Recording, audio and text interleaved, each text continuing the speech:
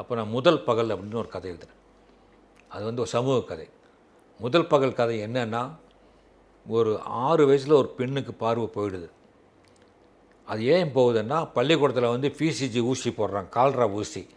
அந்த ஊசியோட டோசேஜ் அதிகமானதுனால அந்த மருந்து பிளட்டில் கலந்து மூளைக்கு போகக்கூடிய ஆப்டிக் நெர்வை அது அப்படியே புசிக்கிடுது, சாம்பலாகிடுது அந்த நெர்வு. அப்போ கண் பார்வை போயிடுது அந்த பொண்ணுக்கு.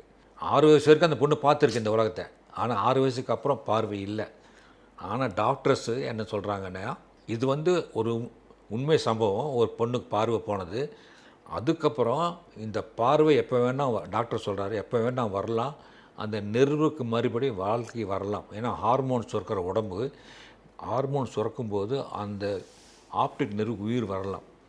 அது வரைக்கும் நீங்கள் பொறுமையாக இருக்கணும். எப்போ வரும்னா, அந்த பொண்ணு வயசுக்கு வரும்போது வரலாம், பியூபரிட்டி அப்போ வரலாம். இல்லை அவள் ஒரு கல்யாணம் நடந்து கணவனோடு தாம்பத்திய உறவோடு இருக்கும்போது அப்போதும் வரலாம். இல்லை குழந்தை பிறக்கும் போதும் வரலாம். இது சான்சஸ் இருக்குது, சான்சஸ் ஆர் தேர். நீங்கள் வந்து இப்போ பொண்ணை நீங்கள் பார்த்துக்கோங்கன்னு சொல்லிட்டார். இதுதான் கதை. இந்த பொண்ணுக்கு வளர்றா, இந்த பொண்ணுக்கு வந்து மேரேஜ் பண்ண நினைக்கிறாங்க. அந்த பொண்ணு வயசுக்கு வரும்போது எந்த மாற்றம் நிகழல. அடுத்தது கல்யாணம் பண்ணுறதுக்காக ட்ரை பண்ணுறாங்க. யாரும் வந்து பண்ணிக்க விரும்பலை. அத்தை பையன் ராகுல், அவன் வந்து பெரிய வீட்டு சம்மந்தம் வந்த போதும் அவன் வீட்டை உதறிட்டு, அவங்க அப்பா அம்மா உதறிட்டு, நான் வந்து இந்த பொண்ணு கல்யாணம் பண்ண பூரணி, அவள் பேர் பூரணி, பூரணி தான் கல்யாணம் பண்ணிக்குவேன் அப்படின்னு சொல்லி அவளை கல்யாணம் பண்ணிக்கிறான். அவளோட வாழ்க்கை நடத்துகிறான்.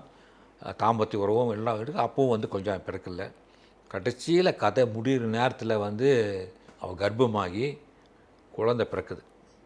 குழந்தை பிறந்த உடனேயே அவள் எல்லாரையும் பார்த்துட்டு, தன் புருஷன், அத்தை, மாமா எல்லோரும் பார்த்து குழந்தையும் பார்த்துட்டு செத்துடுறான். தட் இஸ் முதல் பகல். அந்த முதல் பகலில் பார்வை வந்த பிறகு எல்லாரையும் பார்த்துட்டு குழந்தையும் பார்த்துட்டு அவள் இறந்துடுறான்னு கதையை முடிச்சிட்டேன். முடித்த உடனே அடுத்த வாரத்துலேருந்து தேவி பத்திரிகை அலுவலகத்துக்கு ஏகப்பட்ட கண்டன கடிதங்கள். பெண்கள் தான் எல்லாரும், இந்த கதை இப்படி முடியக்கூடாது, ஏன் இப்படி முடித்தார் ராஜேஷ்குமார், அந்த பொண்ணு பூரணி இவ்வளோ கஷ்டப்படுறான், கஷ்டப்பட்டு கடைசியில் பார்வை வந்த பிறகு அவளை ஏன் சாகடிக்கணும், வாழ்ந்திருக்கணும், கணவனோட சந்தோஷமாக வாழ்ந்திருக்கணும். இதுதான் ஒரு ரைட்டரோட இது. இப்படி வந்து சோகமாக முடிச்சது எங்களுக்கு பிடிக்கல, கதையை மாற்ற சொல்லுங்கன்னாரு.